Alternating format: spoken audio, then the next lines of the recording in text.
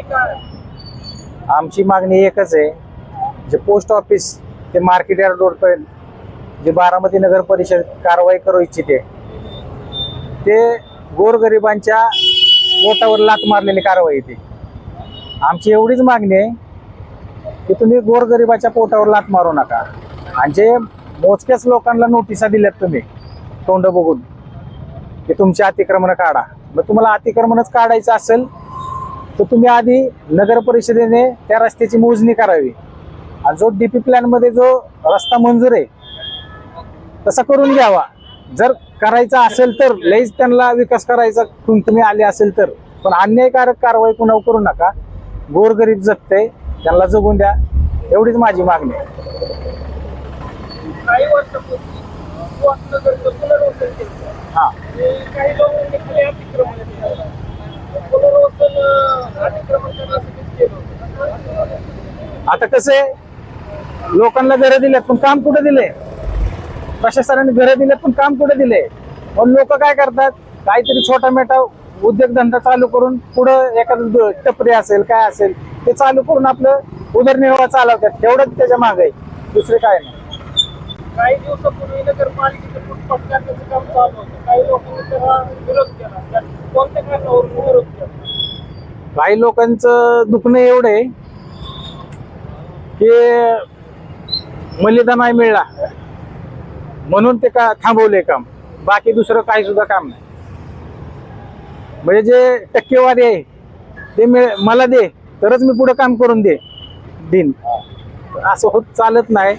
विकास करायचा असेल तर सर्व जनतेला एकत्र बसून मीटिंग करून तर ते विश्वासात घेऊन ते झालं पाहिजे, नाही तर मनमानी कारभार चालत नाही। मागण्या मान्य नाही झाल्या तर तुमची पुढची भूमिका काय असेल? आमच्या मागण्या जर मान्य नाही झाल्या तर याच्यापेक्षा तीव्र स्वरूपाचं आम्ही आंदोलन करणार आहे आणि जे तिथले स्थानिक नगरसेवक आहे त्यांच्या घरापाशी जाऊन आम्ही आंदोलन करणार आहे। पण प्रभाग क्रमांक 14 चे उमेदवार होता, प्रभाग क्रमांक 14 मधील काही स्थानिक नागरिक सुहासनगरमध्ये उपोषणाला बसलेले आहेत, त्याबद्दल आपण काय सांगतो? म्हणजे मी मंगलदास निकाळजे, सुहासनगर परिसर जो आहे तो मुळात पहिला अतिक्रमण त्या ठिकाणी होतं आणि त्याच्यावरती निवासी अतिक्रमण होती। नगर परिषदेच्या वतीने त्या ठिकाणी तिथल्या लोकांना त्या ठिकाणी घरकुले मंजूर करून त्या ठिकाणी राहण्याची सुविधा त्या ठिकाणी केली होती, परंतु ते देखील निकृष्ट दर्जाची सुविधा त्या ठिकाणी होती, कारण तिथली जी घरकुल आहेत ती आजही गळत आहेत, पाणी येत आहे, बरेचसे त्या गोष्टी आहेत। परंतु तुम्ही जर बघितलं गेलं तर दलित वस्ती सुधार योजना आहेत, परत ज्या वस्तीतील लोकांना रोजगार निर्माण करून देणे ही खरं तर नगरपालिकेची देखील जबाबदारी आहे। तिथल्या लोकांचं जीवनमान सुधारवणे देखील नगरपालिकेची जबाबदारी आहे। परंतु तुम्ही जर बघितलं गेलं तर ह्याच्या आधी देखील बारामती शहरामध्ये आमराई परिसर म्हटलं की त्या ठिकाणी तिथल्या लोकांना लोन मिळत नाहीत, रेड झोन त्या ठिकाणी केलेले आहेत। मग आता स्वतःचा व्यवसाय करण्यासाठी लोक लोन मिळत नाही म्हणून स्वतःचा व्यवसाय हे स्वतःच करण्याचा प्रयत्न करतात। मग ते बचत गट काढून असेल, कुठलं प्रायव्हेट लोन काढून असेल, मग ते तो व्यवसाय करत असताना त्या ठिकाणी असणाऱ्या मोकळ्या जागेवरती ते व्यवसाय करत असतात। आता त्याचा उदरनिर्वाह त्यांना करणं गरजेचं आहे, कारण त्यांची लेकरं बाळ त्यांना सांभाळायची आहेत। परंतु या ठिकाणी जर तुम्ही पाहिलं गेलं तर नगरपालिका कुठल्याही पद्धतीनं त्यांची जीवनमान सुधारवण्यासाठी किंवा त्यांना व्यवसाय उभा करण्यासाठी प्रयत्न करत नाही। केवळ आणि केवळ इथल्या राजकीय द्वेष भावनेतून किंवा तिथल्या काही लोकांनी तक्रारी केल्या म्हणून त्या ठिकाणी तिथल्या लोकांना उठवण्याचं षडयंत्र या बारामती नगर परिषदेच्या माध्यमातून त्या ठिकाणी केलं जातंय। कारण तुम्ही जर खरंच पाहायला गेलं तर कायद्यासमोर समानता म्हटली जाते। भारतीय संविधानाच्या कलम 14 ने सांगितलं की कायद्यासमोर समानता असली पाहिजे, परंतु तुम्ही जर मारवाड पेठेमध्ये गेला तर त्या ठिकाणी देखील डीपी सँक्शन रोड आहेत, अति मोठे रोड आहेत, पण त्या ठिकाणी कित्येक प्रकारचं त्या ठिकाणी अतिक्रमण आहे। कुणीही पार्किंगच्या सुविधा त्या ठिकाणी नाहीयेत।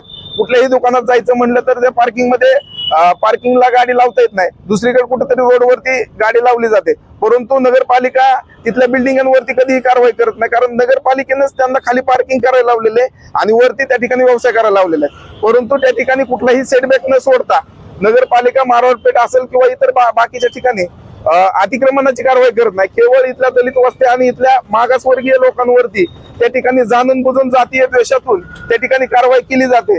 मला प्रशासनाला विनंती करायची की अशा चुकीच्या पद्धतीने आपण कारवाई करू नका, अन्यथा तुम्हाला याचा मोठा परिणाम भोगावा लागेल. परिणाम यासाठी भोगावा लागेल कारण तुम्हाला या लोकांसाठी व्यवसाय उभा करण्यासाठी कुठलीही कर्ज योजना राबवता आलेली नाही किंवा त्यांचं जीवनमान सुधारवता आलं नाही.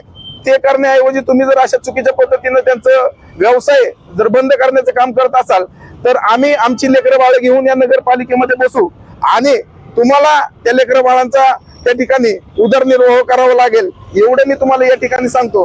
प्रशासनाने आणि जे कोणी या लोकांवरती अन्याय करण्यासाठी कोणी कार्य करत असेल, मला तर काही नगरसेवकांची देखील नाव कळलेले आहेत, त्यांनी देखील लवकरात लवकर सावध होऊन इथल्या नागरिकांवरती अन्याय करू नये, अन्यथा तुमच्या घरासमोर ही लोक येऊन बसतील एवढं या ठिकाणी सांगतो आणि थांबतो. जय भीम, जय भारत. म्हणून आपली भूमिका काय मांडणार या आंदोलनाबद्दल? जी वकील म्हणून माझी भूमिका आहे, ज्या ज्या कायदेशीर प्रोसेस आहे, आमचे मित्र गणेशजी लोंढे व मी न्यायालयीन लढा आम्ही लढू. ह्याच्या आधी आम्ही नगर विकास खाता असेल, अनुसूचित जाती जमाती आयोग असेल, यांच्याकडे ही तक्रार रितसर करणार आहोत आणि येणाऱ्या काळामध्ये जर ही मागण्या मान्य झाल्या नाहीत तर आम्ही आंदोलन करू आणि आमरण उपोषणही करू. आणि कायद्यापुढे जी समानता असते, भारतीय संविधानाने दिलेली आर्टिकल 14 म्हणजे विश्वरत्न डॉक्टर बाबासाहेब आंबेडकर म्हणजे आमचा बाप, शहरी भाषामध्ये म्हणजे आमचे पिता, यांनी दिलेलं संविधानातलं आर्टिकल 14, 19 आणि 300 कलम हे आहे. तर इथं कुठेही असं झालेलं नाही की बाबा फक्त अमरावतीतच का कारवाई, इतर ठिकाणी का कारवाई नाहीत. अख्ख्या बारामतीमध्ये कितीतरी बेकायदेशीर बांधकाम आहेत, त्याच्यावर प्रशासनाने कारवाई करावी ही आमची तुम्हाला विनंती राहील. आणि बाबा ह्या कारवाया थांबवाव्यात अशी आमची प्रशासनाला विनंती असेल. आणि जास्त काय बोलत नाही आणि एवढंच बोलतो. तुम्हाला क्रांतिकारक जय भीम.